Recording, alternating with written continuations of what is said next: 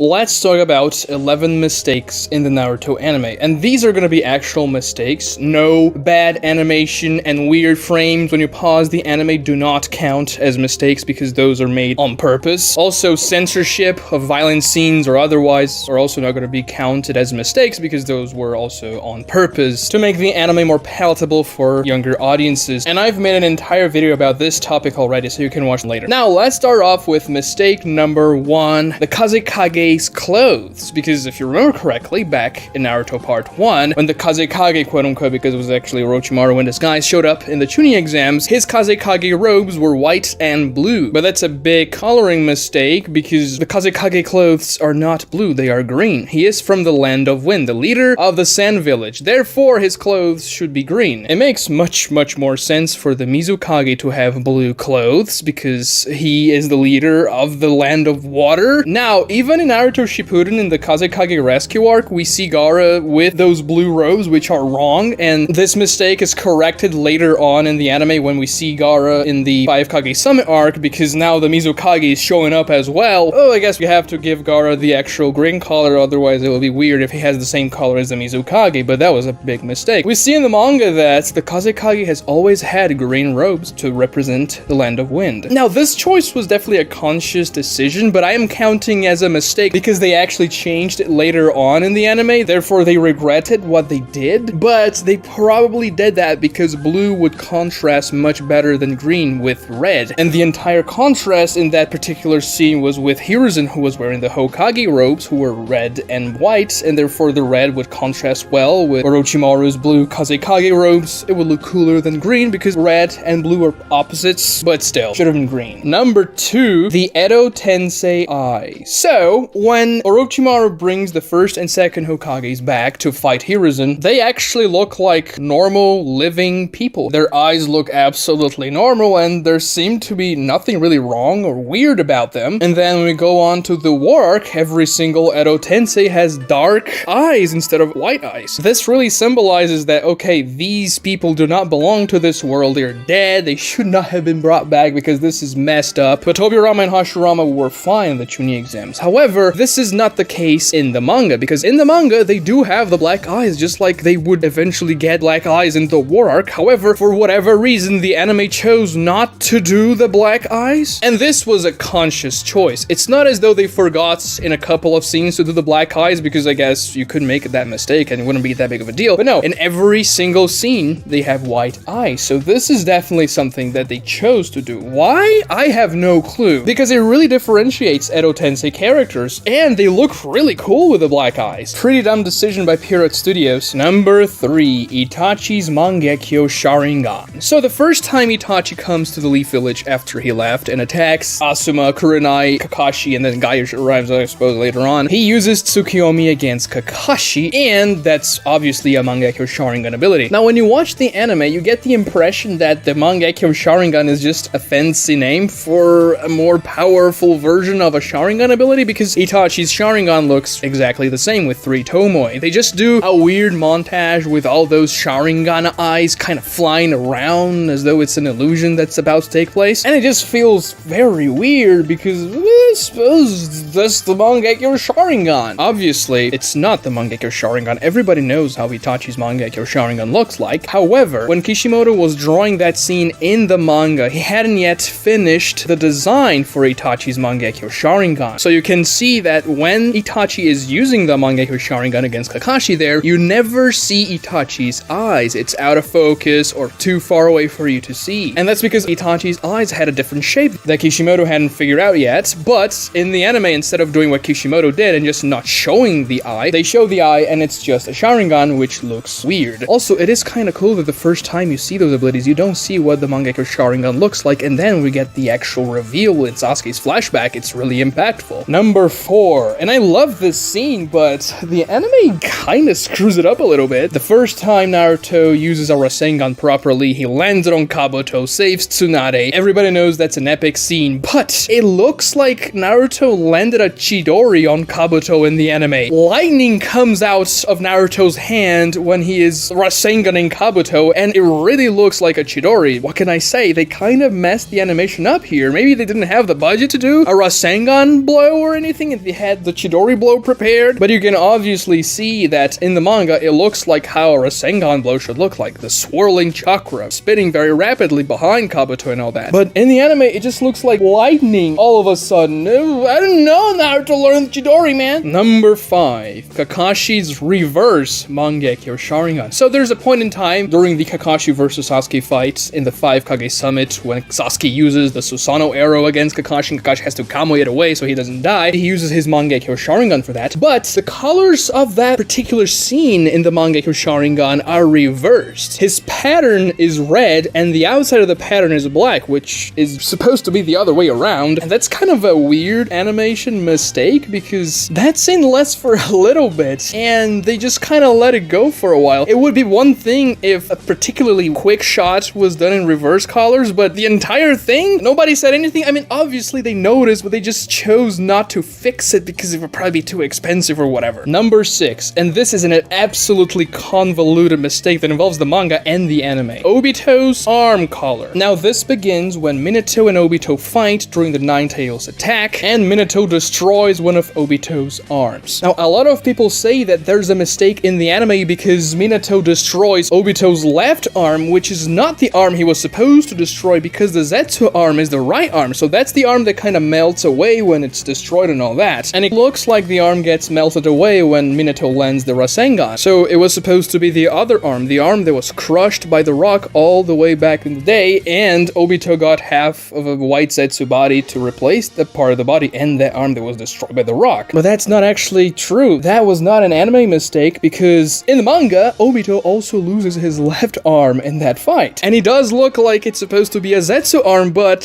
he didn't get that arm replaced by a Zetsu arm, so it just looks weird. Maybe Kishimoto overlooked a little bit of what was supposed to happen in this scene and chose the left arm for whatever reason, but that's not a mistake in the anime's part. However, in number 7, there are way more mistakes about Obito's arms because even when Obito is attacking the Leaf Village here, his right arm is not white. I mean, you can say his skin color is probably white, but I'm referring to the literal white color, which is the white Zetsu color, and the color of Obito's right arm. Because I said before, he got half of a white Zetsu body, and his right hand doesn't look white, how it's supposed to look. Even in the colored version of the manga, it doesn't, so that's another mistake. But then obviously we see that towards the end of the war arc, when DMS Obito was fighting against Kaguya and all that, and he was shirtless, that half of his body was made of the white Zetsu matter. It was literally white, and he had a white Zetsu arm. However, during the war arc, Obito loses his sleeve and gets his arm exposed by Naruto's Rasengan Kamui combo. And his arm was also skin color, not white. And that was also a mistake in the anime in the manga.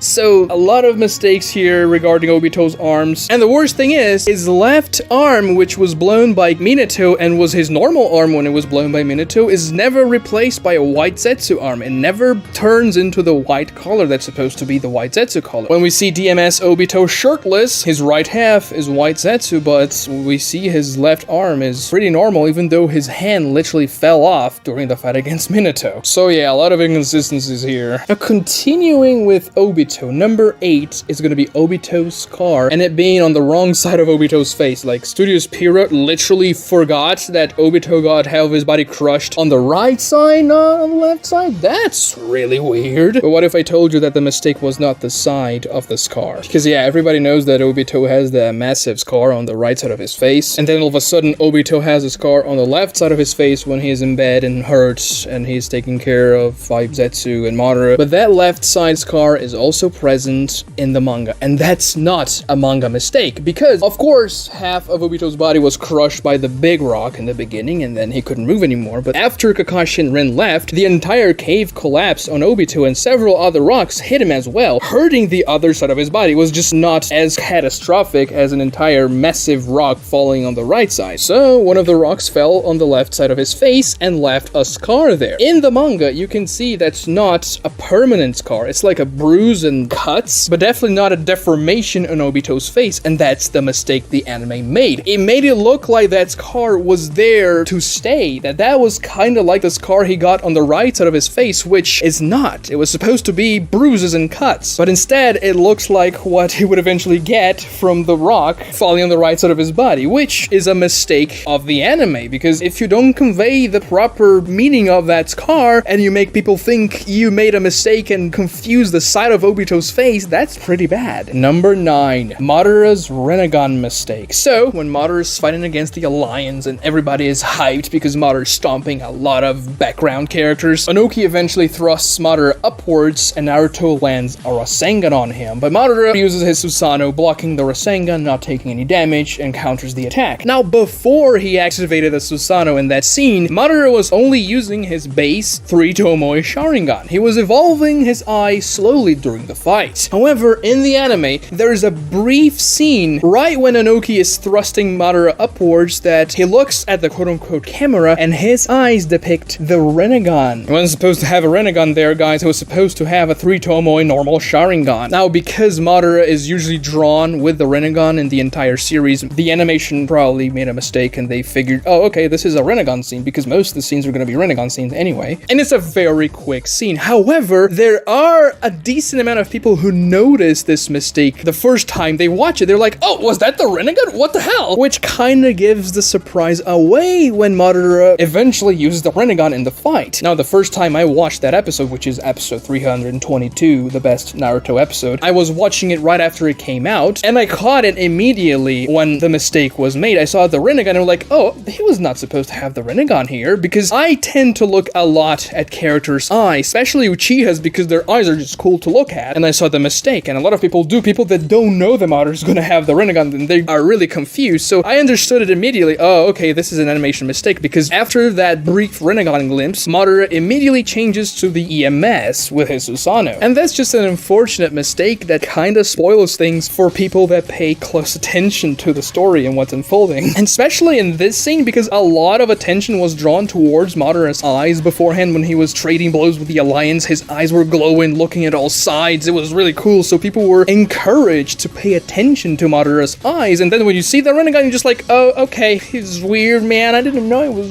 gonna have a Rinnegan, so that's kind of bad. Number 10, the first time Madara uses Deep Forest Emergence, there's a quick scene where Madara doesn't have gloves all of a sudden. It's kind of brief, but it's weird because Madara always has gloves on, at least when he is Neto, and then there's a scene he doesn't, so you're like, oh, okay, I guess that's a mistake, because in the next scene he has gloves again. And this one is definitely not a big deal. Number 11, there's a scene towards the end of the series after Naruto and Sasuke fight in the Valley of the End, the sun setting and everything, that Kakashi has the Leaf Village headband, and you say, well, I mean, that's right? I mean, Kakashi, Leaf Village, but no, he was supposed to have the Alliance headband, not the Leaf Village, so that was a mistake. Obviously, not a big deal either, but an enemy mistake nonetheless, because afterwards, Kakashi just has the normal Alliance headband. Subscribe to this channel if you haven't done so already, like the video if you enjoyed it, and watch this other video right here for the times when the Naruto anime was censored so that it wasn't as violent as the manga. Thank you so much for watching. Please share, like and subscribe please.